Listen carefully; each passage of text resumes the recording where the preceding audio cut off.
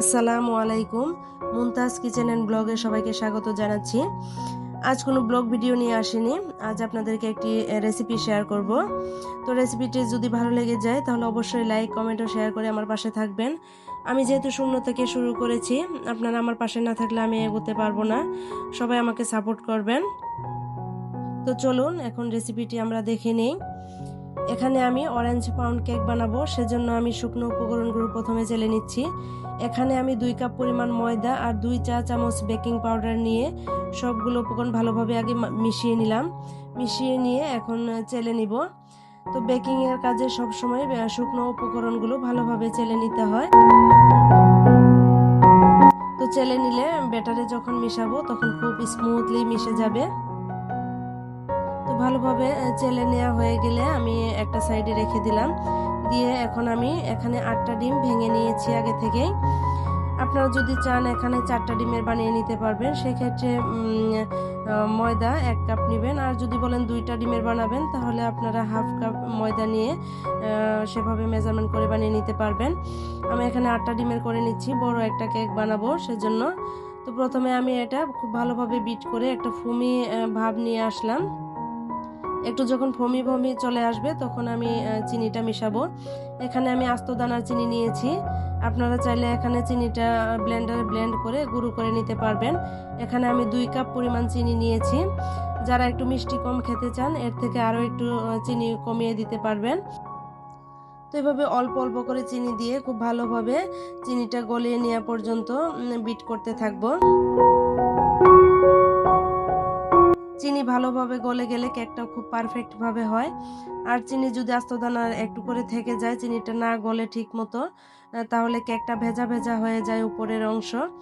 তো চিনিটা গলে গিয়েছে, আমি একটু স্প্যাচুলা দিয়ে একটু চেক করে নিচ্ছি। এই তো খুব সুন্দরভাবে কিন্তু এটা গলে গিয়েছে। তো আমি মাঝে মধ্যে এই কেকটা বানাই, আমার ফ্যামিলিতে সবাই এই কেকটা অনেক বেশি পছন্দ করে। তো এই পর্যায়ে আমি দিয়ে দিচ্ছি সয়াবিন তেল। এখানে চাইলে আপনারা বাটার অথবা ঘি দিয়েও করে নিতে পারবেন।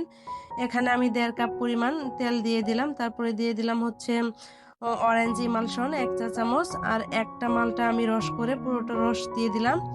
আর এদিকে একটা মালটার যে উপরের খোসাটা সেটা আমি গ্রেট করে নিয়েছি, আর একটা লেবুর উপরের খোসা গ্রেট করে নিয়েছি। এই দুইটা নিলে মানে কেকটা খেলে খুবই ভালো লাগে।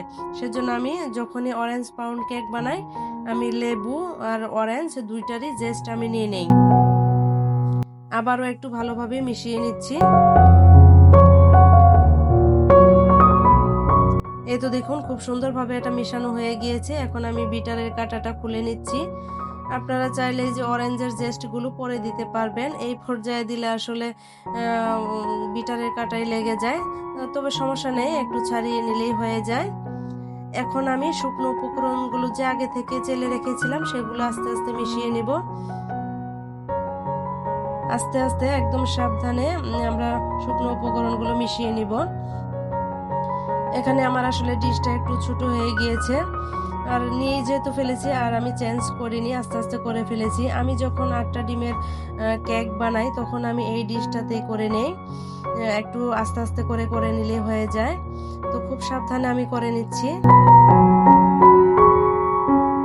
ভিডিওর এই পর্যায়ে আপনাদের যদি কোনো অংশ ভালো লেগে যায় তাহলে অবশ্যই কমেন্ট করে জানাবেন কেমন হয়েছে। আর যেহেতু আমি প্রথম শুরু করেছি ইউটিউবে কাজ, তো ভুলভ্রান্তি হতে পারে, ক্ষমা সুন্দর দৃষ্টিতে দেখবেন। তো এভাবে আমি সুন্দর করে মিশিয়ে নিচ্ছি।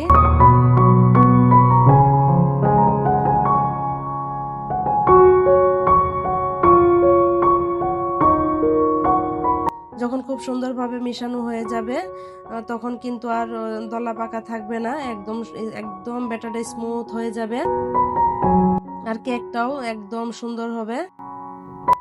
যদি কোথাও মানে দলা পেকে থাকে নিচের অংশে তাহলে কেক হবে, কিন্তু মাঝখানে মাঝখানে দলা পেকে থাকবে, স্পঞ্জি হবে না। তো এই তো ব্যাটারটা আমার রেডি হয়ে গিয়েছে। আর এদিকে আমি একটা স্কোয়ার শেপের মোল্ড নিয়ে নিয়েছি। প্রথমে একটু তেল ব্রাশ করে আমি পেপার বিছিয়ে নিয়েছি। তারপর আমি ব্যাটারটা ঢেলে দিলাম। সম্পূর্ণ ব্যাটার ঢেলে দিয়ে আমি একটু টেপ করে নিচ্ছি, তাহলে যে বাবলসগুলো আছে তাহলে বের হয়ে যাবে।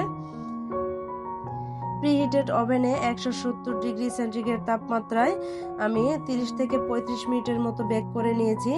কেকটা আমার একদম রেডি হয়ে গিয়েছে। আমি ঠান্ডা করে তারপর আপনাদের সামনে নিয়ে আসছি। এখন একটু ধারালো নাইফ দিয়ে চারপাশে ভালোভাবে ছাড়িয়ে নিচ্ছি। ভালোভাবে চারপাশটা ছাড়িয়ে নিলে কেকটা সহজে ডিমোল্ড করা যায়। এই তো আমি এখন ডিমোল্ড করে নিচ্ছি। কেকটা যেহেতু অনেক সফট হয়েছে তাই একটু সাবধানে করে নিচ্ছি। কিন্তু দেখুন একদম কিন্তু বেশি যে কালার আসবে সেটাও হয়নি, খুব সুন্দর একটা কালার চলে এসেছে। এখন আস্তে আস্তে করে আমি উপরের যে বেকিং পেপার সেটা তুলে নিলাম।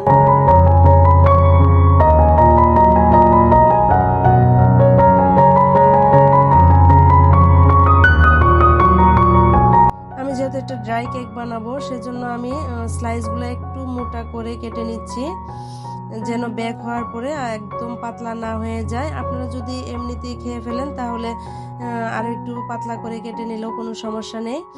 আমি ড্রাই কেক বানাবো সেজন্য, যেহেতু আবার বেক হবে সেজন্য আমি একটু মোটা করে কেটে নিচ্ছি। এই তো সম্পূর্ণ কেক আমার একদম স্লাইস করা হয়ে গিয়েছে। এখন একটা কেক আপনাদেরকে আমি দেখাচ্ছি। এই তো দেখুন কতটা স্পঞ্জি হয়েছে, আর খেতেও আলহামদুলিল্লাহ অনেক অনেক মজা ছিল। এই তো অনেকগুলা কেক হয়েছে আমার, দেখতেও যেমন সুন্দর খেতেও তেমন মজা ছিল। এখন এই কেকগুলো আমি আর ওভেনের ট্রেতে নিয়ে নিব। এই তো একটা একটা করে আমি দিয়ে দিচ্ছি, একটু ফাঁকা রেখে দিচ্ছি। এখন 150 ডিগ্রি সেন্টিগ্রেড তাপমাত্রায় আমি 1 ঘন্টার জন্য বেক করব।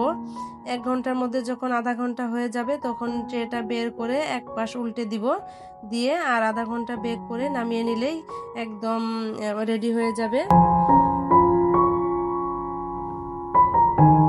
এই তো 1 ঘন্টা পর দেখুন ড্রাই কেকের অবস্থা কতটা সুন্দর হয়েছে, একদম মুচমুচে হয়ে গিয়েছে।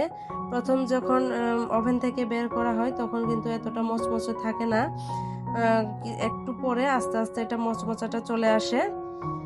তো আমি একটু ঠান্ডা করে আপনাদের সামনে নিয়ে এসেছি। তো আজকের ভিডিও এই পর্যন্তই। সবাই খুব ভালো থাকবেন, সুস্থ থাকবেন, আবার এবং আমার পরিবারের জন্য দোয়া করবেন। তো আবারও মনে করিয়ে দিচ্ছি আমার চ্যানেলটি সাবস্ক্রাইব করে আমার পাশে থাকবেন। আল্লাহ হাফেজ।